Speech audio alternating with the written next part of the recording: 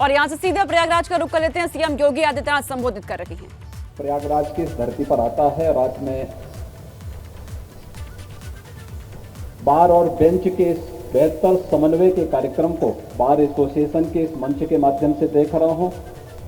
वास्तव में यह भी अपने आप में अधिवक्ता कुंभ ही है और इसलिए अधिवक्ता कुंभ के अवसर पर मैं आप सबका हृदय से अभिनंदन करता हूं। ये हम सबका सौभाग्य है कि प्रयागराज की धरती हम सब के लिए प्राचीन काल से ही एक प्रेरणा की धरती रही है। ये धर्म की धरती है। अध्यात्म की एक प्रेरणा यहां से प्राप्त होती है। देश के अंदर शिक्षा के एक प्रमुख केंद्र के रूप में प्रयागराज का अपना महत्व रहा है। आज से 12,000 वर्ष पहले महर्षि भारद्वाज का गुरुकुल, जैसे आप भारत का पहला गुरुकुल कह सकते हैं, इसी प्रयागराज की धरती पर था। और प्रयागराज हमारा न्याय का पवित्र मंदिर भी है, जहां पर अपनों से जब कोई व्यक्ति पीड़ित होता है, प्रताड़ित होता है, जीवन की हर प्रकार की आस और विश्वास को खो देता है, तो बड़ी आशा भरी निगाहों से वह फिर न्याय के इस मंदिर की ओर देखता है और यहाँ पर उसे जो राह मिलती है वह जीवन की एक नई राह होती है। और बार और बेंच का यह समन्वय आज यहाँ पर इसे इस रूप में प्रस्तुत करने का कार्य भी कर रहा है। जब बार एसोसिएशन अपने 150 वर्ष पूर्ण कर रहा है तो महज संजोगी है कि देश अपनी आजादी का अमृत महोत्सव भी पूर्ण किया। आजादी की लड़ाई कोई सामान्य लड़ाई नहीं थी। एक लंबे समय तक लड़ी गई वह लड़ाई थी जो भारत को भारत के रूप में प्रस्तुत करने और किसी भी प्रकार की दासता से मुक्त करने का एक बृहद अभियान था। और जैसे कि यहां पर माननीय मुख्य न्यायमूर्ति जी ने, बार एसोसिएशन के अध्यक्ष जी ने अपने उद्बोधन में भी इस बात को कहा कि अधिवक्ता समुदाय ने आजादी की इस लड़ाई में बढ़ चढ़ करके न केवल भाग लिया बल्कि देश को नेतृत्व भी दिया। देश की आजादी को एक नई दिशा देने वाले राष्ट्रपिता महात्मा गांधी रहे हों, भारत की संविधान सभा के अध्यक्ष डॉक्टर राजेंद्र प्रसाद रहे हों, भारत की संविधान सभा के कार्यकारी अध्यक्ष श्री सच्चिदानंद सिन्हा रहे हों, या फिर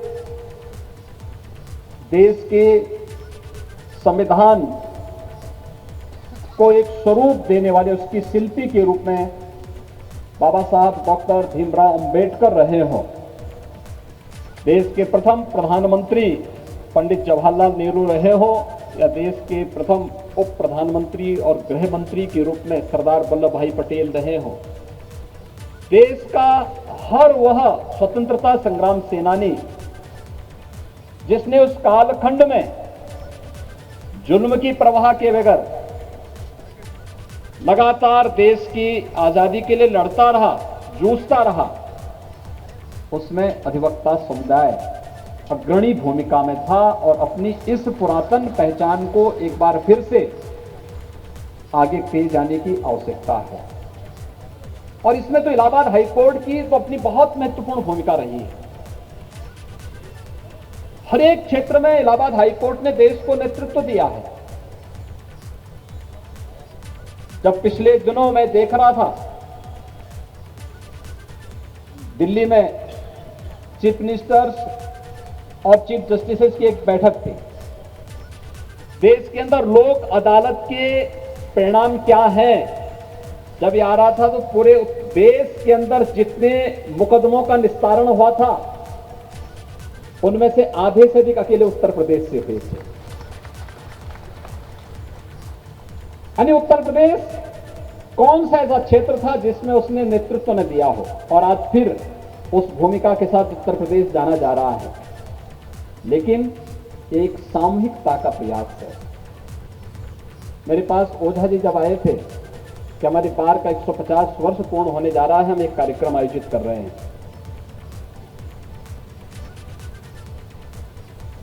और इस कार्यक्रम में अगर आप भी आते तो अच्छा रहता है।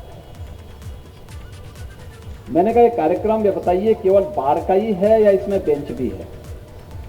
उन्होंने कहा नहीं, हमने वहां पर मुख्य न्यायमूर्ति महोदय से भी और अपने अन्य वरिष्ठ न्यायमूर्तियों गणों से भी हमारी चर्चा हो गई। सभी लोग इसमें कार्यक्रम में सहभागी बनेंगे और मिलकर के कार्यक्रम आगे बढ़ेगा।